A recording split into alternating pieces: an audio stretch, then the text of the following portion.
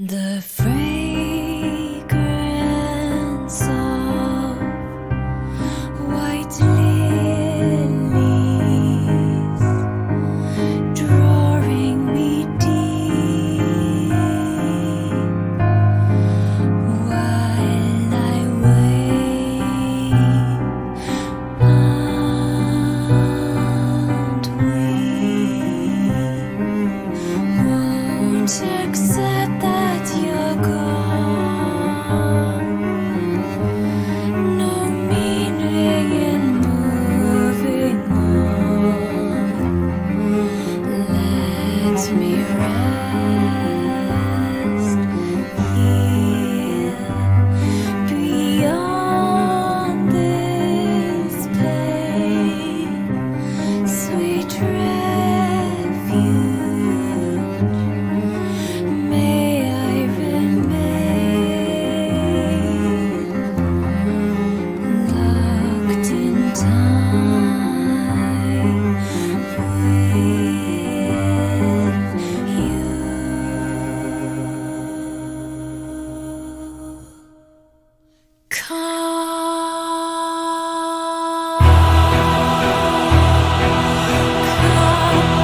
Flame of desire,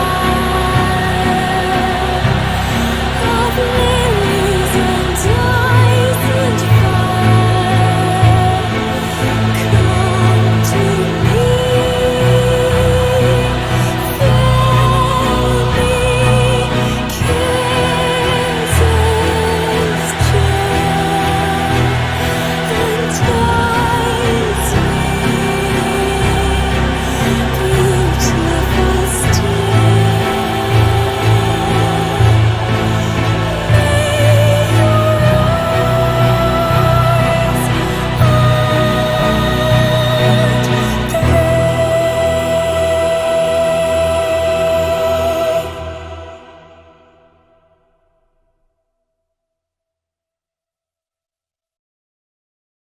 Works on the ditching floor of the massive office complex.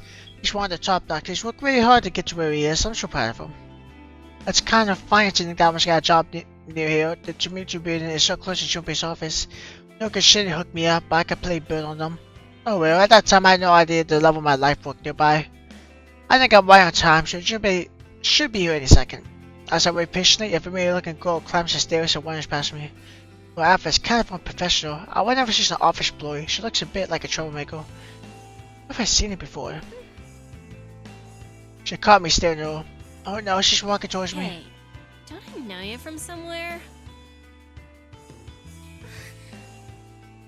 You're talking to one of me. She's right in front of me. Yeah, you're Noriko's friend, right? Aoi?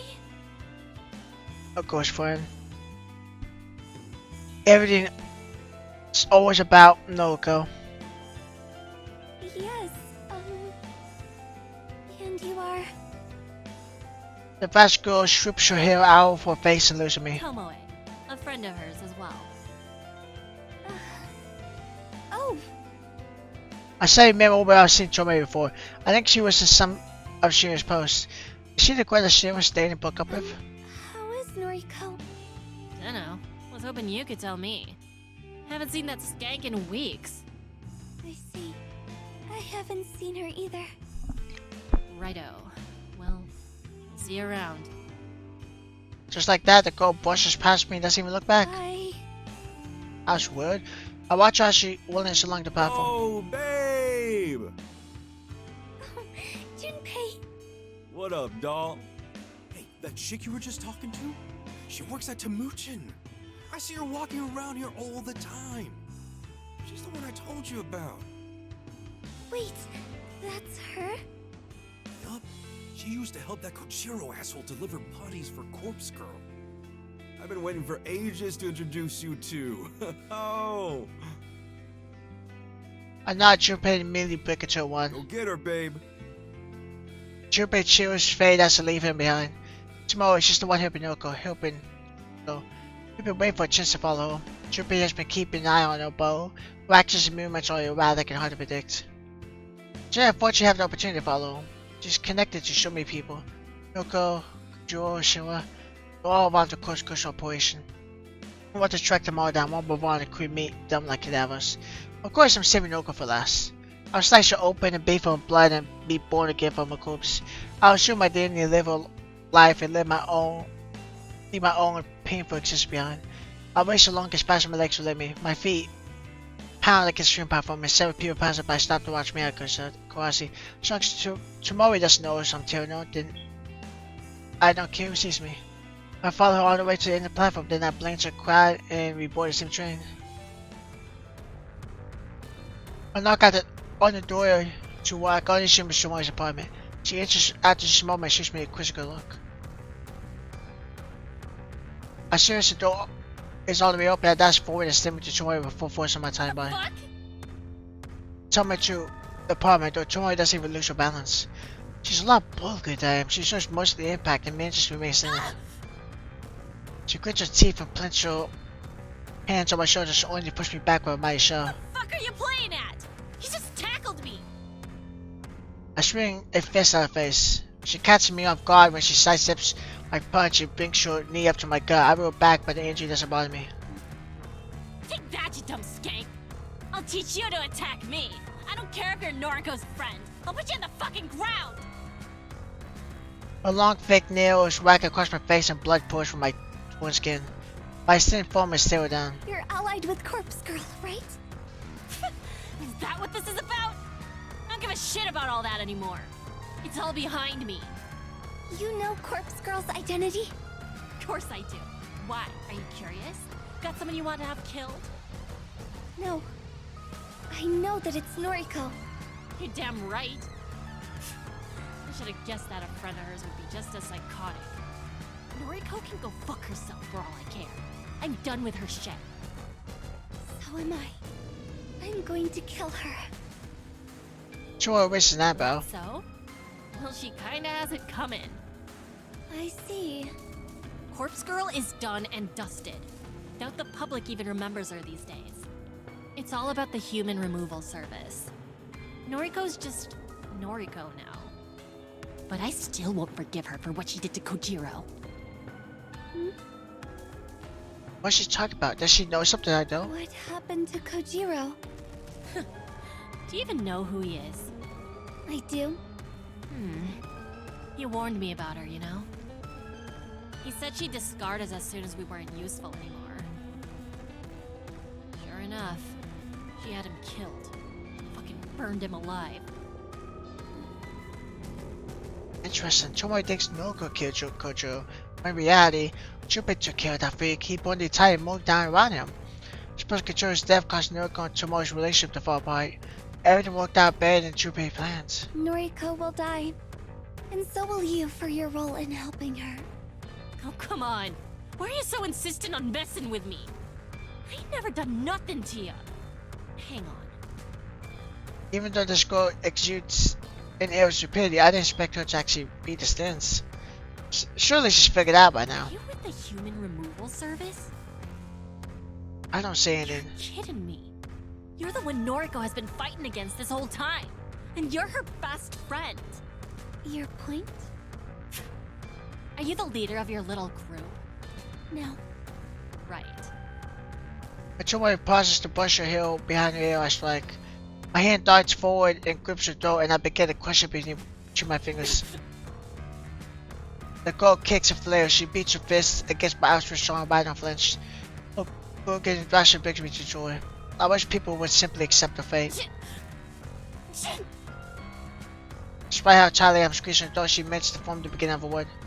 I couldn't guess that she's trying to comfort Shinya. Shinya, the idiot boy she already broke up with. She can't save her now. I tie my grip and strike forward, pushing her back and pin her against the wall. She kicks out at me and hits me directly in the knee. I first to buckle. Her fingers constantly claw my arm, slicing through my flesh and sending flecks of blood across the room. She thinks she can hurt me, thinks she can fight her way out of her fate, but not she does rebel into me. You can't hurt the dead. The thought repeats in my mind as my face crashes into the floor. A ring inside my ear causes me to question what just happened. The residual shockwaves of a dart impact to my skull flow through my head. So who the heck hit her? I won't call it pain or even just a sensation that something collided with me. But I'm already on the floor, my lips pressed against the hardwood, my eyes twitch and examine shards of pottery falling to the floor around me. A blanket of darkness descends over me, and I hear the wagging sound of tomorrow breathing as someone's voice asking, "Are you okay?" But the question isn't directed at me. I don't think anyone cares that I'm lying here in my own blood. I can't count how many movies I've seen where killers claim they had an all-out out-of-body experience. I've heard that the stories are real life too. People on the brink of death, unconscious tales of how they could view their own body from a lofty spiritual perch. I now put much stock into such nonsense. How can someone dead or died view the world with any form of clarity? When I died all those years ago, I didn't experience any such thing. It was kind of disappointing, even though I didn't expect much. Being clubbed against the head in tomorrow's apartment was a completely different experience than the time glass shards pierced my neck. I feel like I'm teetering on the edge of consciousness, whirling around on the hard floor. I could see some lights and blood sharps, and I can see my body down below my body, delicate and frail and slowly decaying. I don't get it. Why would I have an out-of-body experience now of hard times? I sure as heck didn't experience anything of the sort when my father slit my neck. So, why now? I wonder if any of my victims ever suffered relations like this before dying. It occurred to me, Ida and all those people on the stream platform experienced this after I cut them open. Oh, okay, so she's the one that caused it, I guess. And she made it seem like Kodami did it. Did the usher help she look down on their own bodies from above as the train stretched past? Emi Evans, boy, did she scream, and I pushed her over the balcony railing. So she was pushed. I thought she fell backwards. Did her spirit leave her body to look down at her splattered corpse? What about the other nameless souls I've claimed from Noriko's website? There have been so many bodies piled up, countless gifts placed in Noriko's name. I didn't kill them because I wanted to shed blood. I did it to delude her. That was the goal at the start anyway. Noriko never caught on to what I was doing. She took all the credit thinking she was some sort of all-powerful being in control of the fate of her victims. She never even tried to understand the truth. I slipped away from more, cutting and strangling and slashing and slicing. I piled up bodies for Noriko, but Noriko claimed all the kills. It was a poison devil. I think she would have spied into my eyes even without the power trip. I was supposed to smile now, things have changed. My only focus now is killing Noriko. I should have done so right from the start. I'll kill her for wasting my time. As I look down on my body below, I see a girl too scared to go on, too scared to struggle anymore. It's a shame. If I wasn't killed years ago, I might have had the chance to live a normal life. But there's not enough to it. I feel my spirit return to my body. It's a strange sensation. So I know I'm not returning to life. How could I? I've been dead far too long. Only chance is to claim Noriko's life on my own. I become whole and discard this one walking corpse.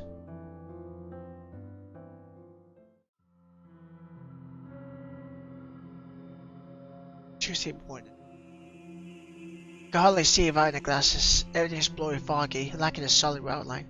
Colors bleed into other colors. Blue blends into purple and yellow melts into brown. Doesn't help I'm partially colorblind. Never had much luck telling red and green apart anyway.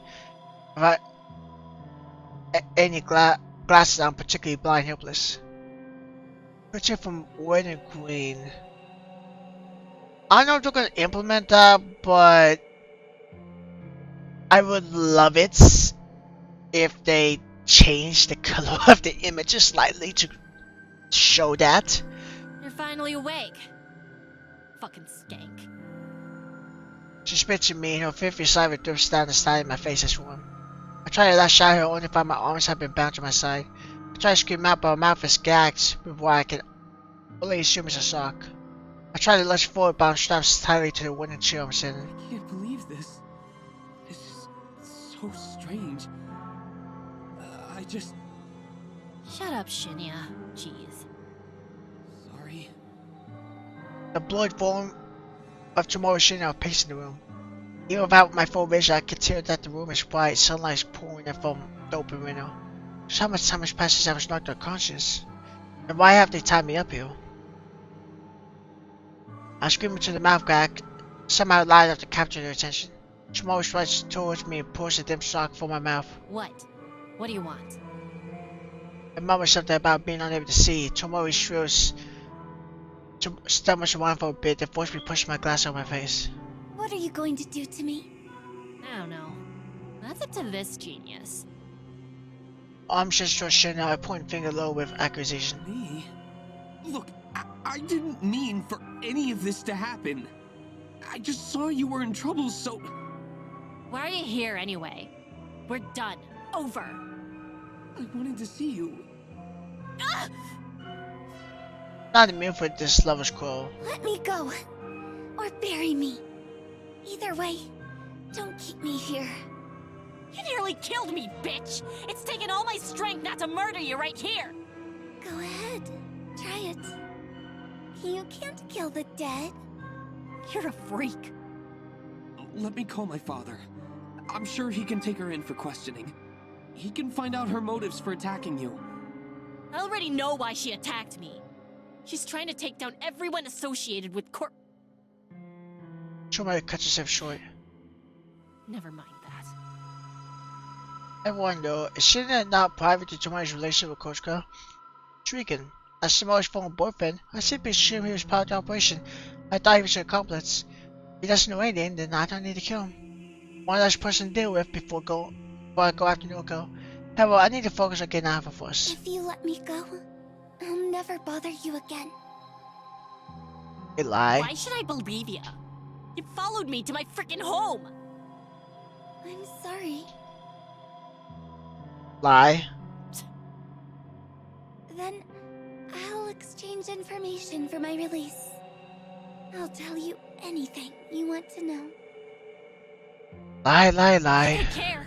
I'm done with all the shit between Noriko and you! Noriko? Has she got something to do with this? Shut up, Shinya! Shinya. Perhaps she's my ticket out of him. I turn my head to him and wait till he looks back at me. Shinya, I'm so thirsty. Can I have some water? He pauses, but since Tomori doesn't feel, he ducks outside. He returns within seconds, holding a half-filled cup of water. I pop forward as best I can against my restraints and take a sip of the lukewarm tap water. Thank you. It's worth knowing how easy it is to manipulate. He is to manipulate. He's the complete opposite of my Junpei, who is strong and independent, and doesn't let anyone else miserable. So, about my offer. Will you let me go if I share information about the human removal service? Shinya's face turns pale. The human removal service? That's... I really couldn't care less about all of that. I told you, I'm done with everything. I see. Tomoe. She might have information that can assist with my investigation. We have to accept her offer. Oh, please. You're no cop as much as you fancy pretending to be one. I already told you that Father accepted me as part of the investigation team. You're a hack, a wannabe. Why can't you just be happy for me? Shut up. Shut up, shut up! Tomori shuts off, the sheer force of her anger causing the walls to tremble. Shinya and I are alone in the room. I don't waste a second. Shinya, I don't know everything that's going on, but it sounds like you're trying to solve the murder cases, right? That's right. I'm really helping the investigation team, you know? That's good. Very good. Please, I have information that might help you. Will you let me go if I share it with you? His eyes started wide just for his sense of Tomori's presence. And then he looked me dead in the eyes and says the very last thing I ever expected I'll to. let you go if you help me kill Noriko Kurosawa. Everybody wants her dead. I feel bad for her, I really do. This is your apartment? Yes. Please forgive me for intruding. Sharon bows politely and moves his shoes. He places them comfortably in front of the doorstop and takes a step forward. He takes a good look around before returning to me. You have a nice place. Oh please, I wish he would cut the formality. We're discussing serious business. He's acting like we're new co-workers or something. I walk over to the door and make sure it's fully closed. I slide the deadbolt into place. The door is locked. I wish with this under my belt so Sharon can't hear me. The door is locked. repeating phrases like this has become so mantra. It helps me concentrate. I'm about 90% sure the door is actually locked out when they're back to center. The chicks on my rear pad refrain from turning back and checking once more. Thankfully, Shannon distracts me from my inner turmoil. Is everything you told me true? I want to make sure I have all the facts straight. Yes, it's true. All of it. Truth and intermingle with lies is still the truth, right? I lucked out when Jamori left the two of us alone in the apartment. If I had explained it to her, I would have had to give her inside information on human remote service operations. Anything less could have plastered her existing knowledge and caused her to doubt me.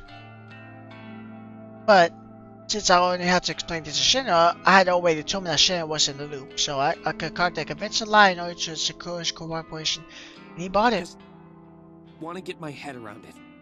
Noriko Kurosawa is Corpse Girl. She's the one that was behind the initial string of murders across the city. She delivered photos and corpses to her victims in order to convince them that they would die soon. And that had the effect of causing people to kill themselves. Almost a self-fulfilling prophecy. Of course, all this part is true, kind of. Shannon doesn't need to know that I acted behind the scenes and brought the victims low by my own hand. Those acts of violence almost seems like a distant memory now. I was so committed to Aiden and Noriko that I couldn't think of anything else. In my end, my sister didn't help my own situation, only propelled Noriko's ego into the stars and continued to suffer my first half existence. It wasn't long before another group started killing people in much the same way as Noriko did. A group called the Human Removal Service. They've killed hundreds, if not thousands of people in the past months. Again, all true, so far. And you were enslaved by Noriko? Forced against your will to infiltrate the Human Removal Service and bring them down from the inside? That's right. These idiots. That explains why you want to kill Noriko. You want to be free from her, even if it isn't exactly the legal thing to do. Ego? What kind of pedestal is this guy standing on? He specifically requested his sister to do the exact same thing. He wants her dead, just like I do. But if I remember correctly, you only managed to learn one important thing about the Human Removal Service, right? Yes. The group is made up of dozens of members. Dozens of people that all masquerade as the leader, known as the Herald. There's no single person responsible for the murders. It's the joint effort of a large group, all striking across the city simultaneously. Am I correct? And there's the words, Kiko. He's absolutely spot on. I didn't mind sharing this type of information with him, and there's none to assist with his investigation. And wrapping the lie that I was Noriko's lackey in a blanket of truth makes everything all more convincing. So that part is true? For multiple people? Or is she talking about that being the lie? Because as far as I know, it was only Aoi and Junpei. Yes. Just people we saw That's right. that are part of it. Phew, okay. I think I understand everything. Thank you for your help. There's one thing I'm not entirely comfortable about. Shin has been forthcoming with his reasons for wanting Noriko dead. If I don't air the question, I feel like he would know it doesn't. Can you tell me why you want to kill Noriko? He tries to back away from my question by twirling his thumbs and pretending to examine the nearby wall. Shinya, I need to know. Otherwise, how can I trust you? Trust. It's a word that has always made me laugh. How can I trust anybody? How could I even trust my own parents, the people who swore their ways to protect me? My mother hit me when I was misbehaved, when I overslept by 5 minutes or raised my voice ever so slightly. I was a child. How could I ever trust her not to lash out at me? My father, how could I ever trust him after he killed me? And Noriko, the one friend I opened up to, the one person who knew all about my struggles. She betrayed me. She kept her perfect life out of reach, taunting me with it, begging to follow me like a carrot on a string. And when I was asked to share her life with her, she completely misinterpreted it. She told me she loved me, told me she wanted to be with me. She wanted to shower me a kiss on my hand, but be intimate with me. She wanted to be my girlfriend, but how could I ever be intimate with her after what I went through? She didn't understand me. She didn't understand what that I wanted to be her, not be with her. She wouldn't trade lives with me, so how could I ever trust her? How could I trust her She said she loved me, but wasn't willing to make the sacrifice to make me happy. Everyone is full of crap, and I'll never trust anybody again. Junpei spends every day trying to prove his love for me. He assists me with my compulsive behavior, he helps me do my shopping, he helps me keep my apartment neat and tidy. I trust him? No. I know what he wants from me. He's no better than Noriko. He's willing to jump through hoops for me in the hope that he will eventually conquer my flesh. Even when he tries to help out with compulsions, I don't have full faith in him. He takes it upon himself to complete my checklist of rituals in order to spare me distress. But more often than not, I still have to go ahead and double check everything just to make sure he didn't anything up. I can't even trust him with that, and I know I never be able to trust another soul with anything. Like I say now, pacing nervously around my apartment, I decide not to put any stock into what he says next. There's no way in heck that I'll believe whatever comes out of his mouth. Noriko is my friend, but my father, Chief Detective Fujikawa, in case you didn't know, has declared her the prime suspect of our investigation.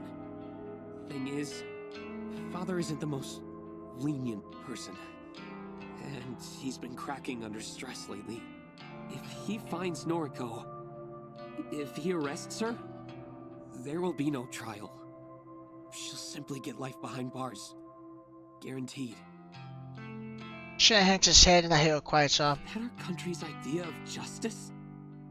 She doesn't deserve anything less than death for her crimes. Letting her live safely behind bars isn't a punishment. It's an act of mercy. I want to ensure Noriko receives true justice, fitting judgment for the lives she destroyed. What he's saying just doesn't add up. How does he know she won't receive the death penalty? It's true that it's not a common punishment, but it is still legal in this country, especially so for cases of mass murder. I should have information that I don't. I need to find her. I need to hand her the justice that my father is too cowardly to deliver. Whatever. I'm always sick of this guy. He acts like he's been personally wronged by Noriko's crimes, like he's so high and mighty and knows what's best. I doubt he knew a single person that Noriko killed. Fine. To be honest, I don't really care about your reasons. As long as you want Noriko dead, then our goals are the same. But I have to ask, will you turn yourself into the police after you kill her? Once again, Shin hangs his head. I'd be a hypocrite if I didn't. He leaves his sentence hanging in midair. It wasn't exactly a confirmation. There's only one problem. I have no idea where Noriko's hiding. She doesn't live in her apartment anymore. She doesn't show up to her office. I know that she has a factory that she runs her operation from, but I can't find it. I see. I might be able to help. Tomoe and Noriko used to spend a lot of time together. I'm not sure what they used to get up to, but I checked the travel history on Tomoe's IC card, and she made a lot of trips to Shinokubo. Oh, IC card. With people traveling by train every day, buying single-use tickets is often a pain in the butt. Reusable IC cards are much more convenient. You can top them up with money and simply swipe them at the ticket gate to have your train fare automatically deducted. Best of all, they keep a record of your transaction history and the stations you've traveled to recently. The fact that I shouldn't even thought to look into Momo's travel history makes me want to reconsider my initial assessment of this guy's detective skills. Shinokubo, you say? Yeah, can't imagine what she was doing there, but all the dates she traveled to that station coincide with days she claimed to be hanging out with Noriko. I still don't think Shin realized that Tomoe was in on Noriko's operation. Regardless, this is valuable information. Chances are good that Noriko and Tomoe spent a lot of time together at the factory, and that factory may very well be located in Shin Okubo. I'll feed this information to Junpei and see what he makes of it. Perhaps he knows something I don't. Thanks for the info. That's enough for today. I'll contact you when I locate Noriko. Oh, say, just one more thing. What is it?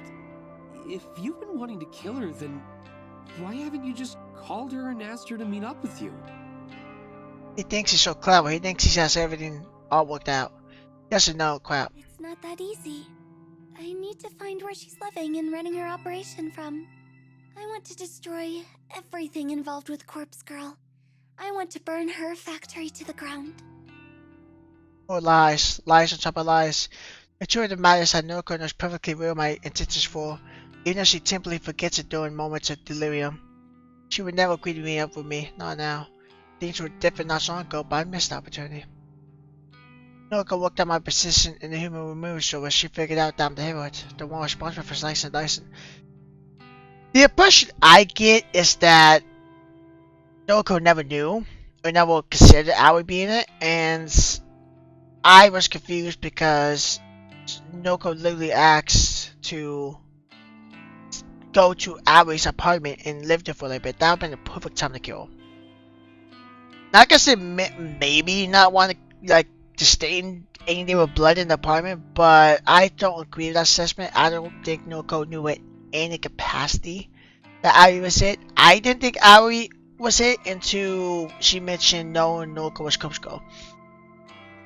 Because the way Ari acts, it doesn't seem like, something the hero would do. Like, it doesn't seem like she would be the hero.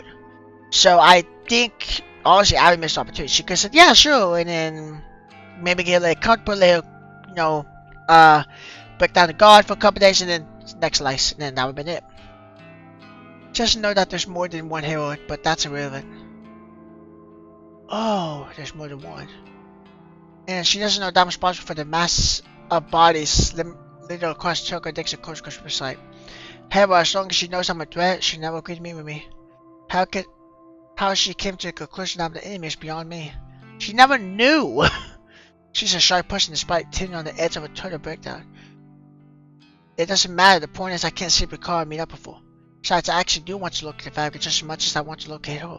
Okay, that part might make sense why I shouldn't go for it. But the thing that confused me, I think Ali's getting mixed up because I don't remember Noriko ever thinking like Ali's a part of it. She never seemed like she knew at all. She even called Dax to go to the apartment. If she knew she was sending me, she wouldn't even bothered to contact her. The fact is where I'll plant myself. It's where I'll start my life anew. It's where I'll go and blossom to a new coach goal once I've taken over Noriko's identity. Shin is contemplating my answer. It seems good enough for him. Fair enough. You want to see Corpse Girl completely and utterly defeated. I get that.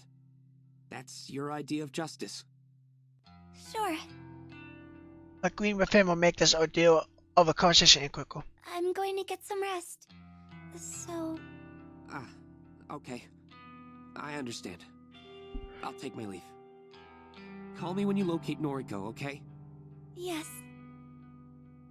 Farewell then. He makes his way to the door and I don't take my eyes off him until he disappears through the portal. When his guard tiptoe towards the door, conform it's fully closed, I make sure the door is snugly nested in the window frame. I lock the door handle to slide the deadbolts in place. The door is locked. But is it? The door is locked. I can't be certain. To my eyes that fail on me on a daily basis that betray my mind with illusions of phantoms, the door seems to be locked. But why should I trust my eyes? I don't trust anyone. Why should I trust parts of myself? I can't even see colors clearly, red, green, whatever. I can't see anything without the aid of glasses. The door's been locked, it has to be, otherwise I won't be able to walk away. I won't be able to stop thinking about it until I come back and check again and again and again. The door is locked. I turn away, take a deep breath, and immediately turn back. The door is locked. The door is locked. I'm pretty sure the deadbolt's in place. It certainly looks in place. I'm so exhausted. I'm tired of the routines and rituals. I can't just walk away. If I walked away, the problem wouldn't exist. I won't be stuck standing here checking and double checking something so trivial. If I could walk away, I wouldn't be full of stress. So worked up about things that ultimately don't matter. Another deep breath and I take a step back. Door's locked. I turn one dash. I sprint through the room, sprint through the hallway. I send my body to my bedroom door and it open wide. I collapse on my bed. I ignore the nag on my bed telling me that the door is unlocked. I ignore it until it feels too real and I have to scratch out my flesh just to distract myself. I pull my pillow over my head and hold it tightly above my face. Safe here, safe in bed. The door is locked. Locked. I try to convince myself to fall asleep, turn myself out for bed afterwards. Hope I locked the front door.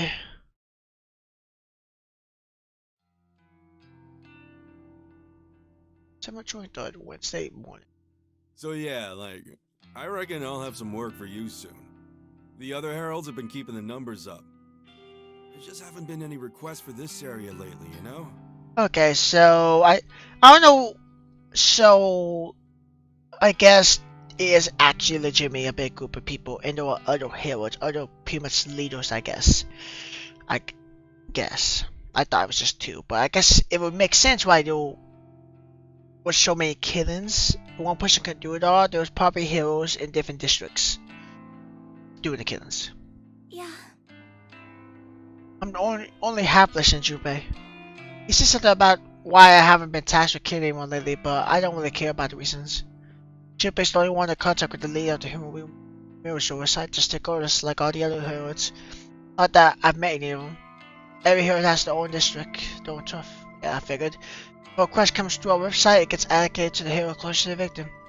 It must have been a week since I last got to kill, maybe 2 weeks. It's not that I like the killing, it's not that I want to do it. I fulfill the request simply as a way to antagonize Noriko. It's my role to play and back her into a corner, shut down Corpse Girl. And so far, thanks to my contribution to the human removal service, we have been incredibly successful. Corpse Girl is all by distant memory to the general public. If people really want to request somebody's death, they come to us, not to her. I don't plan on remaining with this group for much longer. After all, Noriko is pretty much already broken. She's a wreck. Once I find her, I'll possess her and quit this group. Now I finally have the life I always wanted, Noriko's life. I'll resurrect Corpse Girl when I feel like it, so I'll use my inside knowledge on human operations to bring them down myself. After that, I'll be able to spend my days in peace, living free of fear, finally comfortable and being the girl I want to be. I'll truly be Noriko. Oh, babe, you in there? Huh? I suppose I drifted too far away. I rub my eyes, look at Junpei, and flash him my sweetest fake smile. I'm okay. Sorry, honey bear. I'm very tired. Oh, don't sweat it. You want me to grab you a cup of coffee? That would be lovely. You always know how to make me feel better. Of course. I'm on it, babe. You wait right there.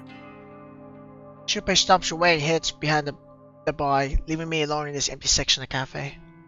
I take a seat in one of the cardboard boxes lining the wall. The box is solid thanks to being packed full of various canned drinks. The maid cafe belongs to us in the early hours of the morning. This place doesn't open until noon, so there's no one here this early. I have our own keys these days, regardless of whether or not I'm supposed to.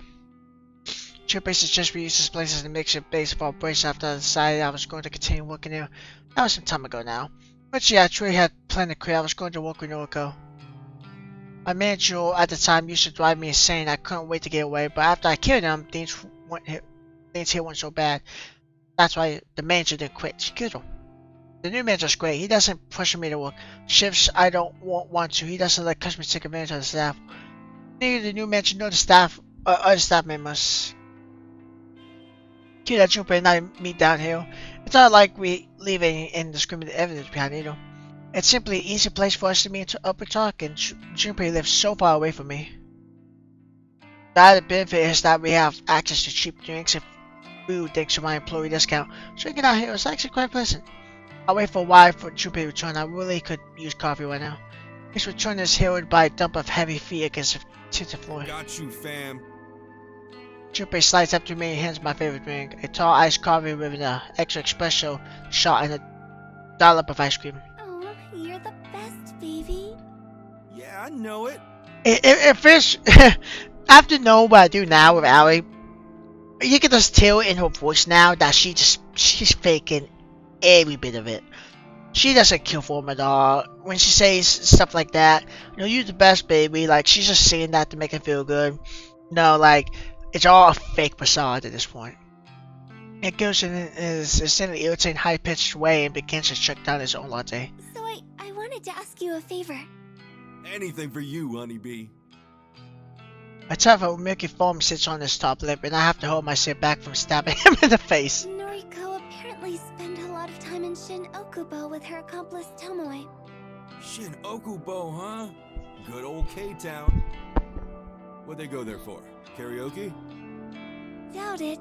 Noriko sounds like a drowning cat when she sings. Then what? Well, I'd like to think that's where the factory is located. Oh, gotcha. Ooh, you could be onto something. trip from Kojiro's mark to Shinokubo wouldn't take that long. Since they used to move a lot of bodies around, it's definitely a viable location. I agree. Right on, I'll look into it. I'll track down factories in that area and get my troops to investigate each one. I'm careful not to let him see me roll my eyes. But his troops see me as the guys he plays online games with, a bunch of seniors that all look up to him because he's a top-ranked player.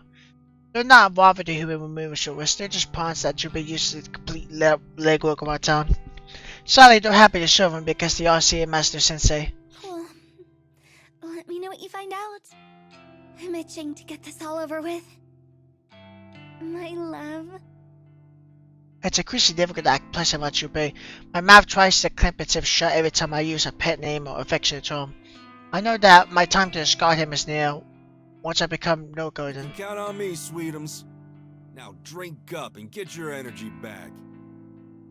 I take a sip of my iced coffee and can nearly taste it. Because my tongue is dead, the food and drinks I consume need to be extra strong and sweet for me to have a chance of enjoying the flavor. But Junpei doesn't know this, he just thinks I have a sweet tooth. He can think whatever he wants because I just don't care. Oof.